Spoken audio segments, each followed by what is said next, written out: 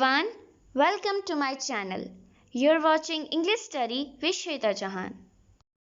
Hey everyone, आज की इस वीडियो में हम सीखेंगे 51 डेली यूज इंग्लिश सेंटेंसेस। तुमने मेरा दिल दुखाया है, इसको हम इंग्लिश में कहेंगे You have hurt me. Hurt यानी ठेस पहुंचाना या फिर दिल दुखाना।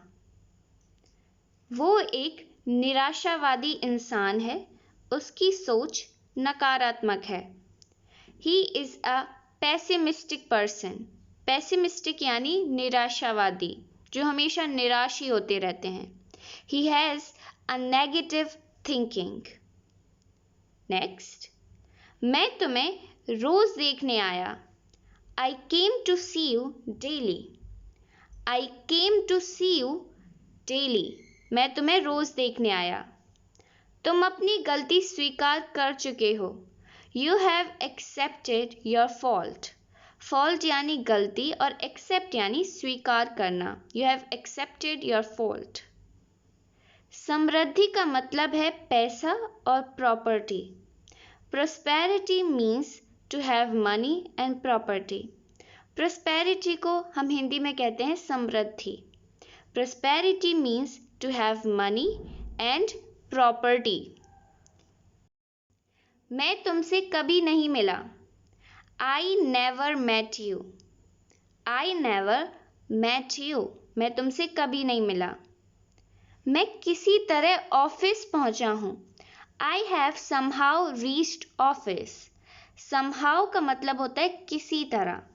I have somehow reached office.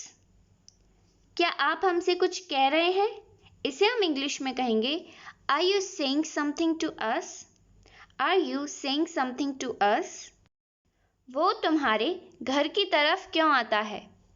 Why does he come towards your home? Towards your home का अर्थ है घर की तरफ। Next, मैं दीवार के पीछे छुप गया। I hid behind the wall. Behind यानी पीछे।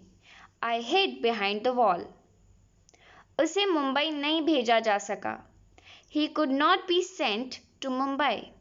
He could not be sent to Mumbai. वो बदल रहा है। इसे हम कह सकते हैं He is being changed या फिर He is getting changed. वो बदल रहा है। He is being changed और getting changed. मैं थक रहा हूं।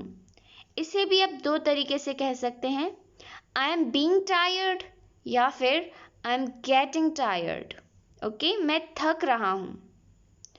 उसे भेजा जा रहा होगा। He will be getting sent. He will be getting sent. कमरों को साफ किया जाना है। The rooms are to be cleaned. The rooms are to be cleaned. कमरे को साफ किया जा रहा था। इसे हम इंग्लिश में कहेंगे The room was being cleaned. The room was being cleaned. वो देर से उठता है। He is a late riser. Late riser यानी देर से उठने वाले। अगर हमें कहना है वो जल्दी उठता है तो इसे हम इंग्लिश में कहेंगे He is an early riser. Early यानी जल्दी। He is an early riser. मैं न्यूज़पेपर रोज पढ़ता हूँ। I go through the newspaper every day. Go through का मतलब है यहाँ पर पढ़ना। आग बुझा दो, कहीं चारों ओर न फैल जाए। Put out the fire. Put out the fire यानी आग बुझा दो, lest it should spread around. Next, वो सुबह की ट्रेन से उतरा। He got off the morning train. Got off यानी किसी वाहन से उतरना। He got off the morning train. उसने IAS एग्जाम पास कर लिया। He got through the IAS exam. Got through यानी पास करना। वापस आते हुए मैं उसके घर गया। On the way back, I went to his home. On the way back का अर्थ है वापस आते हुए। ठीक है, जहां मैं गया था वहां से वापस आते हुए On the way back. मैं पौधों को पानी दे रहा हूं। I am watering the plants. Watering का अर्थ होता है पानी देना. I am watering the plants. हमने रास्ते में एक अजीब चीज देखी. We saw an awkward thing on the way. Awkward यानी अजीब. आप इसकी जगह strange का भी यूज कर सकते हैं. तुम मुझे मेरे जैसे ही लगते हो. You seem to me just like me. You seem to me मतलब तुम मुझे लगते हो मेरे जैसे. Just like me. You seem to me just like me. मैं आज वहां जाने वाला हूं. I am supposed to go there today. Suppose यानी ऐसे chances हैं. I am supposed to go there today. मैं आज वहां जाने वाला हूं. मैं हमेशा आपका आभारी रहूंगा या फिर शुक्रगुजार रहूंगा. इसे हम इंग्लिश में कहेंगे I will remain indebted to you. I will remain indebted to you. उसे नौकरी से क्यों निकाला गया? Why was he fired from the job? Fire यानी नौकरी से निकाल देना. Why was he fired from the job? बच्चों को स्कूल में खिलौने दिए गए. Kids were given toys in school. Kids were given toys in school. आपसे पुलिस के द्वारा पूछताछ की जानी है. You have to be interrogated by police. Interrogated यानी पूछताछ करना, ठीक है, जांच पड़ताल करना. You have to be interrogated by the police. Next, वो मेरे पिटने के बारे में बात कर रहे थे. They were talking about me being beaten. They were talking about me being beaten. Next, पकड़े जाने के डर से वो डरा हुआ था. He was scared of being caught. Caught यानी पकड़ा जाना. Scared यानी डरा हुआ. He was scared of being caught. कभी-कभी स्वार्थी होना अच्छा होता है. Being selfish at times is fair. Being selfish at times is fair. इस वक्त घर पर होना मेरे लिए जरूरी है.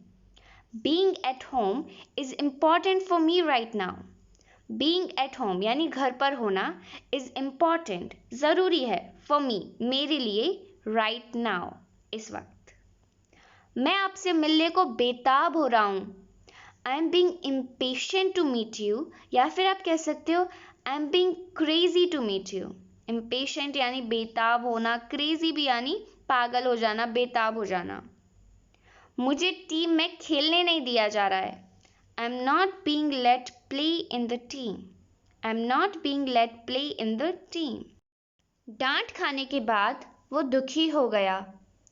Having been scolded, he turned sad या फिर he got sad. Having been scolded, he got sad. वो घर पर रहना पसंद करता है. He loves being at home. He loves being at home. वो घर पर रहना पसंद करता है. ठीक है, he loves यानी उसे बहुत ज्यादा पसंद है. अब देखते हैं हमारा नेक्स्ट सेंटेंस. घर पर होने की वजह से मैं आपसे मिल पाया. I could meet you due to being at home. घर पर रहना, इसे हम इंग्लिश में कहते हैं being at home. I could meet you due to being at home. Next sentence. उसने देखने की कोशिश नहीं की. He didn't try to see. He didn't try to see. उसने देखने की कोशिश नहीं की. अब देखते हैं हमारा अगला सेंटेंस. वो अधिकतर सीता के साथ खेलता है. He mostly play with Sita. Mostly यानी अधिकतर, ज्यादातर time. He mostly plays with Sita. वो अधिकतर सीता के साथ खेलता है. उसने मेरे लिए कभी कुछ किया. Did he ever do anything for me? Did he ever do यानी उसने कभी भी कुछ किया. Anything for me. उसने कुछ नहीं किया, तो इसे हम इंग्लिश में कहेंगे he did nothing या फिर he did not do anything.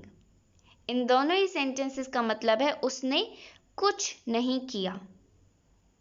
हम तुम्हारे साथ घूमने जाएंगे, इसे हम इंग्लिश में कहेंगे we will go for a walk with you या फिर we will take a stroll with you. Ram उसे बहुत प्यार करता है। Ram loves him a lot. अगर हम एक लड़के की बात करें तो हिम का यूज करेंगे, अगर लड़की की बात करें तो हर का। Ram loves him a lot या फिर Ram loves her a lot.